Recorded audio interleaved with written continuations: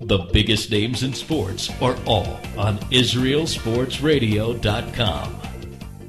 This is Dmitriy Salita, and you're listening to IsraelSportsRadio.com. All right, we're back here on the Andy and Ari Show. Our next guest is a top contender in the junior welterweight division. Ladies and gentlemen, please give a warm IsraelSportsRadio.com welcome to Dmitriy Salita. Dmitry, are you there? Yes, I'm here. Thank you for having me. Okay, great. Big pleasure to have us here, and I've been promoting this interview throughout the internet, Facebook, everywhere I can find it, and I've announced you as a future champion, and I say this not just because I believe it, but because Emmanuel Stewart, who's trained greats such as Lennox Lewis and Evander Holyfield and Thomas the Hitman Hearns, says you're going to be a future world champion. So what does that mean to you that someone like Manny Stewart is backing you right now? It's really important. I know Manny for quite a few years, and I just came back from Detroit. I spent about a month and a half there training at his Kong gym. It was a great experience. A lot of really good fighters there, so the sparring is very, very competitive and high level. And, I think at this stage in my career, the help of someone as legendary as Emmanuel Stewart is going to be very handy, and I'm going to benefit from it a whole lot. Now, your last fight, September, very impressive, got the unanimous victory. Your next fight is the 16th of December, and it actually is for a world title, the IBA title. That's not the same as the IBF WBC, but how much does that mean to you that, with this victory, you'll be a world champion? It means a whole lot. It's a belt that Shane Mosley had, Oscar De La Hoya had, Floyd Mayweather had.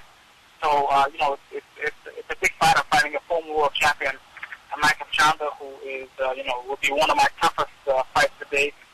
So I think that this is a very important step in my career, and I take this fight very seriously. I obviously part of my preparations early, and I hope everything goes well, and I hope and plan to fight in Israel sometime in the near future. Now, Dmitry, you've got a big following, obviously, here in Jerusalem, and me and Andy have noticed that it's really gone up since the Con fight because everyone's very impressed how you've rebounded, and a lot of times champions are defined as how they handle adversity. So I'm sure you're very happy by all the support in Jerusalem. How much would it mean to you you get this world title, you move on another notch to the belt, and get a chance to get that rematch with Con, which we all want to see and see you be victorious? It's very important. As of now, I'm very focused on December 16th, and I understand that victory is going to lead me to bigger and better things. And, that's why I started working with Emmanuel. First hooked up with Emmanuel right after my fight. We had a conversation in January, February of last year. And, Emmanuel invited me to come over to Detroit. I trained with him for a little bit of time, and then I trained with him again in April. Unfortunately, he had to go to Austria to repair Klitschko, so he won't be with me. But, the lessons learned are remembered, and I'm training here with my trainer, on the Lord, getting my preparation. So, I expect a good performance. Dmitry, hi, Andy Gershman here. First of all, thanks so much for joining us on Israel Sports Radio. Question for you. Again, this is a Salita Promotions event. How much does that mean to you to be promoting your own fight? It means a lot. I really plan to grow my company where it'll go beyond just my fight. There's a pretty solid undercard. It features two other Jewish fighters. One's name is Ilan Kedem, who is a fighter from Israel, who learned how to box in the Israeli army. He is a featherweight. He has a record of 11 wins and 4 losses. Another fighter, his name is Nelson Boyd, who was an Olympic alternate in 2008 for the United States. He's a 4-time U.S. Army champion, U.S. National Amateur champion. Very, very good fighter. He's going to be making an appearance. I'm very, very excited about promoting and about being in that business. I've been following my follow Israeli culture. I see that my friend Machav Mohar is a star on Dancing with the Stars, and I, help them train together. So I hope that kind of brings awareness to pop culture in Israel. So, and one of the goals of my company is to bring big fights to Israel with myself and with other fighters as well. Well, I'm sure there would be great support here. I mean, we, a little different, but we just had the big MMA fight here last week, which I believe they drew about 8,000 at Nokia for. I also see you've got Matisyahu walking you in the ring this fight. You guys go back sometime? Yeah. Matisyahu is going to walk into the ring with a live song. So we did it once before. It was really incredible, and I think that the fans are going to enjoy themselves. I'm working on a broadcast deal with Israel, and I think it'd be great for that to be seen and to prepare fans for the future. Now, Dmitry, was the MMA event that feature an Israeli fighter? Yeah, they had, I believe, 5 fighters on the card and 2 or 3 more on the preliminary fights. So yeah, we had quite a good representation. Now, Dmitry, in your fight coming up in a few weeks now, what are you looking in particular, maybe to focus in more, jabs, uppercuts? You tell us things that you're looking for from your opponent as well that you're going to try to defend in this fight. Well, Mike is an aggressive fighter. He puts a lot of pressure. He's also pretty experienced because he was a world champion.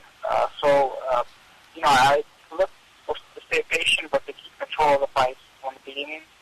And I'm taller than him. I have a bigger reach than him, so I really want to establish that early in the fight and establish the fact that I'm the boss early in the fight. And basically, work off my rhythm and work off my style. I really anticipated, a hard fight. I know Mike is a very good fighter. And, I'm doing my best to prepare for this battle. Now, you've done a lot of charity work, and you obviously work with some of the Jerusalem boxing foundations out here, but you have, of course, the Shield of David, your foundation, so talk a little bit about what that does as well. Well, last time I was in Israel, I went to Jerusalem Boxing Club, really an amazing place, and so when I came back, one of my sponsors, Everlast, and I asked them to send some gloves and boxing equipment. They have done that, and I'm very happy. And I hope and plan to continue, my support for Israeli boxing. I actually think that there's definitely a great amount of potential in the Israeli boxing amateur program, and there's a lot of fighters, and recently some of them have done very well on the European circuit. That I'm very very happy to hear. Shield of David is an organization that helps National House and Sarah City Boxing Club. But I also opened up a youth center with an organization called Ezra USA, and they're actually based in Jerusalem. And they do outreach work for Russian Jewish youth, and they bring them to Israel for the first time. And the center serves the purpose of promoting Jewish values and awareness of Israel to Russian kids that would not necessarily come in contact with Jewish culture under other circumstances. So I'm pretty involved with that program, and we'll continue to do so. And I'm excited about the future of that as well. It's great to hear. It's great to hear that you're doing so much with your celebrity. One last question for me. There's so much success that you've had already. You obviously had the documentary made about you, and you've met with the two presidents, this president and the previous president of the United States. But as it's well documented, you're Orthodox, you're religious. So how do you factor everything in where you have all the success and all the lights on you and all these things going your way, but you still want to maintain your humility and keep a proper balance? Well, God gives everybody talents in certain aspects to better the community and to better the cause of all of us. Each one of us has to inspire ourselves and our surroundings.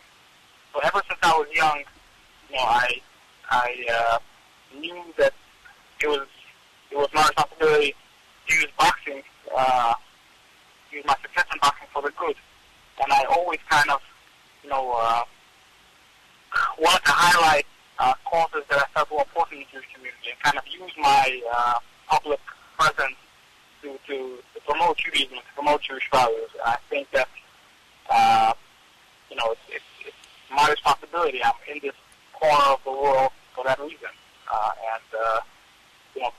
Boxing is just something, is a vehicle, to spread the word and to spread the message. And, I grew up in Derrick City Boxing Club, and my mentor was Jimmy O, who's an older black man, who still grew up during the period of segregation, and he very much preached, black leadership and black pride in a very respectful and proper way. And I learned a lot from Jimmy, to be able to apply it to my people and to my life. And I credit that experience when I was young very much for the things that I do now. Well, Dmitry, we want to thank you so much for appearing on IsraelSportsRadio.com. Oriole Storm is very jealous that we had you on our show and not his, but I'm sure you guys will catch up in the future, and we look forward for your next visit to Israel. You can come in the studio, and we look forward to success and your fight on the 16th. I thought that you guys had the same problem, but Oriole, I want to give a shout out to Oriole, who's my man. He's working some great articles about the Jerusalem Post. So, what's up, Uriel? We'll make sure he knows. All right, Dmitry, thank you very much for being on, and we'll be in touch, and good luck in the fight. Thank you very much. Thanks so much, Dmitry. Best of luck. Take care.